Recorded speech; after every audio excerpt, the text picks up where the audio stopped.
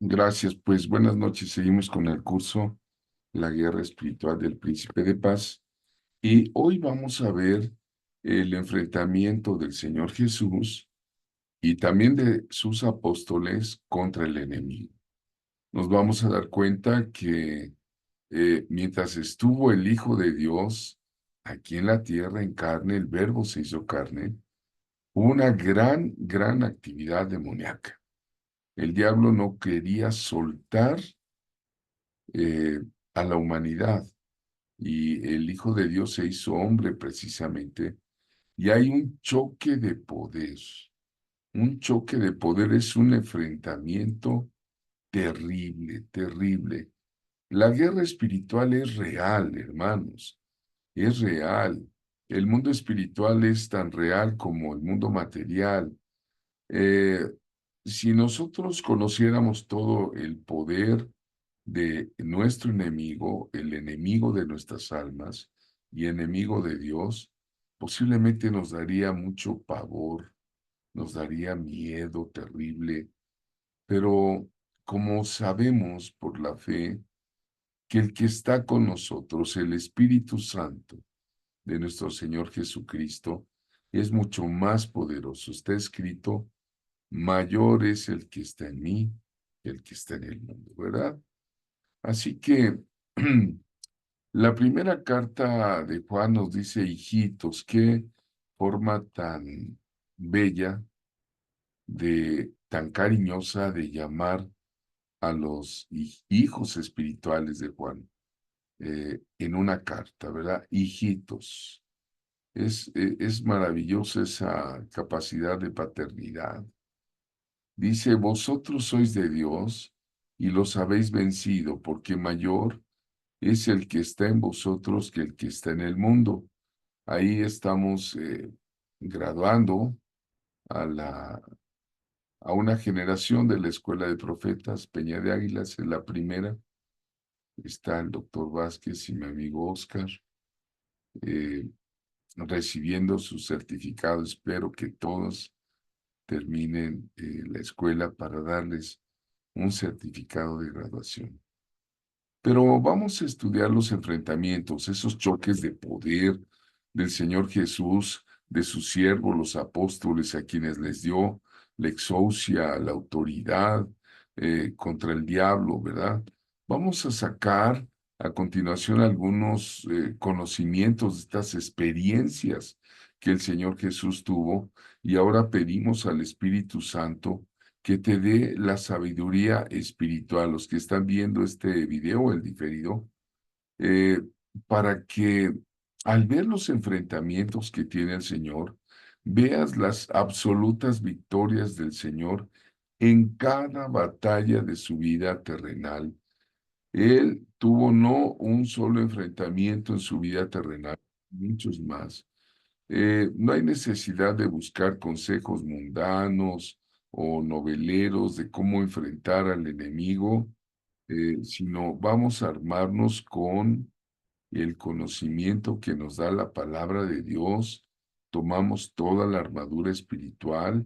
En este momento, si usted conoce la armadura espiritual, póngasela al yelmo de salvación, la coraza de justicia, cíñase del cinturón de la verdad, calce sus pies con el evangelio del Señor y vamos, tome el escudo de la fe y la espada del Espíritu, que es la palabra, como Dios nos manda, ¿verdad? Para tener las armas de nuestra milicia, que no son carnales, son poderosas en Dios para destruir fortalezas enteras, evangelizando con la verdad divina que destruye las mentiras del diablo, ¿verdad? Y sobre todo usar la palabra de Dios. Ya vimos en las clases pasadas eh, las tentaciones del Señor Jesús, cómo el Señor usó magistralmente la Biblia en el libro de Deuteronomio 3 veces para sentar golpes espantosamente terribles a la hora de Satanás. ¿Verdad? Dice Mateo 8:6. Vamos a ver esos choques de poder. Vean ustedes. La palabra de Dios. La Biblia dice que al atardecer Le trajeron muchos endemoniados. ¿Cuántos le trajeron? No nos dice la Biblia cuántos, pero nos dice muchos endemoniados. Y expulsó a los espíritus con su palabra. ¿Con qué los expulsó? Con su palabra. Y sanó a todos los que estaban enfermos. El evangelista Mateo nos deja ese testimonio. Entonces, cuando aparece una persona demonizada, hay que expulsar los demonios que la atormentan en el nombre de Jesucristo con autoridad y usando la palabra de Dios. Eso podemos deducir, ¿verdad? Eh, Podemos ver que el Señor, que es el mismo ayer, hoy, por los siglos, Él no cambia, eh, da la autoridad para expulsar a los demonios. Para expulsar a los demonios, todos los creyentes tenemos esa autoridad que Él nos concede. Él dice, pedid y se os dará. Pide el Espíritu Santo y el Señor te lo va a dar. Dice Mateo 10:1, entonces llamando a sus 12 discípulos, Jesús les dio poder sobre los espíritus inmundos para expulsarlos y para sanar toda enfermedad y toda dolencia, ¿verdad? Jesucristo, que es el mismo ayer y por los siglos, nos da ese poder que Él tiene, nos da esa autoridad que Él tiene, nos la delega para expulsar a los espíritus inmundos y sacarlos del alma de los hombres o mujeres que son atormentados por ellos. Vamos a ver algunos ejemplos, ¿no? Jesús libera a un hombre que tenía un espíritu inmundo. Y hay que tener también mucho cuidado, hermanos, cuando alguien empieza a cambiar su vida porque ha recibido a Jesucristo y le sale un mal espíritu de cualquier índole, hay de diversos géneros, hay ira, gula, sexualidad, cuando sale un espíritu malo, etcétera. Dijo el Señor en su enseñanza que cuando el espíritu inmundo sale del hombre, es decir, no se queda, sale del hombre, pasa por lugares áridos y buscando descanso, no lo hay. Entonces, ¿qué dice el espíritu inmundo? Volveré a mi casa de donde salí. Quiere volver a la residencia, al cuerpo humano, al alma humana de donde salió. Ahora, y cuando llega, la encuentra desocupada, barrida y arreglada. Y entonces va y toma consigo otros 7 espíritus más depravados que él, ni siquiera igual de depravados que él, sino más depravados. Y entrando moran allí y el estado final de aquel hombre resulta peor que el primero. Y el Señor les dijo a los de su generación, así será también con esta generación perversa. Es un pasaje muy significativo, hermanos. ¿Qué pasa con el espíritu inmundo que sale de un ser humano? Pues dice que va a intentar volver de nuevo. De ahí la importancia de bautizarse en agua, de darle un discipulado, un seguimiento, de que sea un cristiano completamente entregado. Y esto requiere, pues, de un trabajo espiritual, de estar orando, enseñarle a orar, enseñarle a leer las escrituras, ¿verdad? Es parte, el Señor dedicó 3 años y medio para tomar a hombres comunes como usted y como yo y dejarles la gran comisión y el gran mandamiento sobre todas las cosas. Bueno, el espíritu malo sale, anda por el desierto buscando y dice, pues mejor regreso a mi antigua casa, ¿verdad?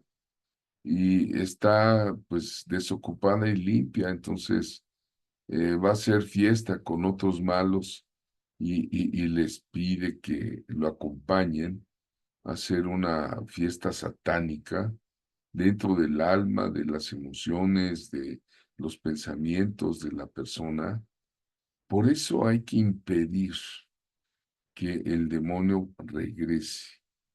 Hay que darle seguimiento a la liberación con un discipulado bíblico, con la llenura del Espíritu Santo, con oración, con una serie de cuestiones. Miren una foto que tomaron de un muchacho del lobby LGTB este domingo pasado, o sábado, ¿no? Creo que el sábado fue en la Ciudad de México la gran marcha y en el mundo dicen que en junio hubo muchas marchas, ¿no? Un consejo, me llamó la atención mucho ver, si usted ve los ojos de este joven, pues o está drogado o está demonizado. Eh, y un consejo que hemos dado, que hay que reprenderlos, no hay que negociar con ellos. Antes que dialogar, hay que reprenderlos. El Señor escasamente charlaba con los demonios. Nada más encuentro que le preguntó al de Gadara, ¿cómo te llamas? Pero no dialogó. Hay que tener mucho cuidado porque el diablo es astuto, engañoso. Y bueno, vamos a ver Marcos 1:23 al 26. Dice, y he aquí estaba en la sinagoga de ellos un hombre con un espíritu inmundo, el cual comenzó a gritar diciendo, ¿qué tenemos que ver contigo, Jesús de Nazaret? Has venido a destruirnos. Yo sé quién eres, el Santo de Dios. Y Jesús lo reprendió diciéndote, cállate y sal de él, ¿verdad? Ve la autoridad, cállate y sal de él, ¿verdad? Él reprendía, callaba los espíritus que se manifestaban espontáneamente. Me han comentado que cuando algunos han ido a evangelizar a estos grupos de las marchas gay, eh, han sido agredidos, y quieren dialogar y quieren ponerse, a veces hay que tomar autoridad. No solamente los adoradores, en verdad, que estaban ahí en la sinagoga, los rabinos, los judíos que estaban, se dieron cuenta de la autoridad de Jesús. También se dio cuenta un hombre poseído por un espíritu inmundo que estaba bajo un poder del enemigo, esa expresión del Señor, cállate y sal de él, ¿verdad? Se refiere a no mantener mucha comunicación con un engañador sutil y reprenderle, ¿verdad? Y expulsarle ante todo, ¿no?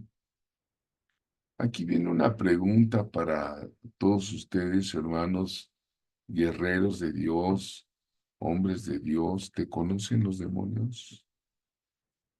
¿Te conocen como un guerrero de Dios? Cuando te ven, se espantan y dicen, con ella no te metas, con él no te metes, ¿no? A Jesús lo conocía, ¿verdad? Dice Marcos 3:11, y siempre, fíjate, y siempre que los espíritus inmundos le veían, caían delante de él y gritaban diciendo, tú eres el Hijo de Dios, ¿verdad? Ve la gran actividad demoníaca que hubo en la tierra mientras el Hijo de Dios nos visitó. Y no creo que haya cambiado mucho el asunto, ¿eh? Los espíritus malignos reconocieron a Jesús como el Hijo de Dios. Jesús es el unigénito. Satanás temblaba, ¿verdad? Cuando escuchó que del cielo venía una voz el día del bautismo de Jesús. se oyó una voz que venía del cielo que decía, este es mi Hijo amado en quien tengo complacencia. Hombre, ese día Satanás ha de haber temblado y quiso sacar todas sus armas y por eso fue el enfrentamiento en el desierto, como vimos en clases pasadas, ¿no? Estoy convencido que los demonios también conocen a los santos, también conocen que tú eres una persona de oración y eso te hace intocable. Cuando tú usas la Biblia como parte de tu vida y Dios te ha dado la autoridad, como el Señor también se la dio a, a ellos, ¿no? Vemos el caso de las mujeres cautivas y liberadas. Muchas mujeres habían sido cautivas del enemigo. Dice Lucas 8:2. Todo esto está en los evangelios sinópticos. Me gusta cuando leo la Biblia diacrónica hebraica, cómo está ordenado eh, el evangelio sinóptico. Dice Lucas 8:2, y algunas mujeres que habían sido sanadas de espíritus malos, que habían sido, ¿qué? ¿Cómo dice? ¿Cómo lees? Sanadas de espíritus malos y de enfermedades. María, llamada Magdalena, de la que habían salido 7 demonios. Esta mujer, María, no hay muchos datos de ella, solo que pertenecía a una aldea que se llamaba Magdala, ¿verdad? Por eso le decían la Magdalena, porque era de allí, de Magdala. Pero dice que habían salido 7 demonios. ¿De qué género? Pues no sabemos, pero eran diferentes. La tradición ha puesto que era prostituta y quién sabe lo que era, pero de que había tenido 7 y fueron expulsados, ¿verdad? Este pasaje no narra de enfrentamiento como vamos a ir viendo en las clases siguientes, pero sí nombra a un grupo de mujeres que ayudaban y servían a Jesús. Eh, el doctor Lucas, el médico escritor, eh, él era médico Lucas, el escritor del tercero de los evangelios sinópticos, y era de profesión médico. El apóstol Pablo lo distingue como el médico amado y llama la atención que siendo médico hace distinción entre la enfermedad y los malos espíritus. Dice que fueron sanadas de espíritus malos y de enfermedades, ¿no? Entre ellas, pues estaba María, también estaba eh, Chuza, ¿no? La mujer de un funcionario de Herodes. Ah, no, Juana, mujer de Chuza, se llamaba Juana, perdón. Había varias mujeres que servían al Señor Jesús en su ministerio, ¿verdad? Así que estas mujeres pues habían tenido un pasado, eh, pues pudo haber sido un pasado terrible, doloroso, tenebroso, pero se vuelven unas fieles, fieles, verdaderas discípulas y seguidoras del Señor. Eh, y así que tenemos como ejemplo que ningún tipo de esclavitud satánica puede impedir que una persona liberada pueda rendir un servicio muy valioso a Cristo Jesús, ¿verdad? Esto es lo que quiso hacer incluso el endemoniado Gadareno después de haber sido encontrado en su cabal juicio, vestido y en su cabal juicio, ¿verdad? Quería seguir a Jesús a toda costa y él les dice, no, no, espérate, primero ve a tu casa y diles cuán grandes cosas ha hecho Dios contigo, ¿verdad? Hermanos, hay muchas almas agradecidas que han sido liberadas de tormentos terribles, tormentos mentales, tormentos sentimentales. Eh, la mención de estas mujeres y también de otros casos de varones nos hace reflexionar que el maligno aflige a las almas, a veces con depresión, a veces con ambiciones, con deseos desordenados. Y bueno, pues Jesús dignificó a las mujeres, ¿no? Algunos me han dicho, ¿por qué no puso mujeres apóstoles? Bueno, porque era otro tiempo y lo que hizo fue poner un ejército de mujeres servidoras que andaban también con él escuchando sus mensajes, con compañerismo, con servicio. Eh, en la cultura judía se supone que los rabinos no enseñaban a las mujeres. Las mujeres difícilmente podían tener acceso a la Torá. Los esposos o los maridos debían de enseñarle a sus mujeres la Torá, no directamente. En la sinagoga incluso había un lugar apartado donde las mujeres estaban separadas de los hombres. Bueno, pero encontramos estas mujeres que servían a Jesús, ay, perdón, con su servicio, incluso con su dinero, y bueno, pues tenían una gran deuda de gratitud hacia el Señor Jesús porque ahora eran libres de demonios, ahora eran sanadas, ahora podían llevar una vida estable, su propia vida, ya no era la vida del demonio, ahora su propia vida. Bueno, vamos a dar una pausa a esta grabación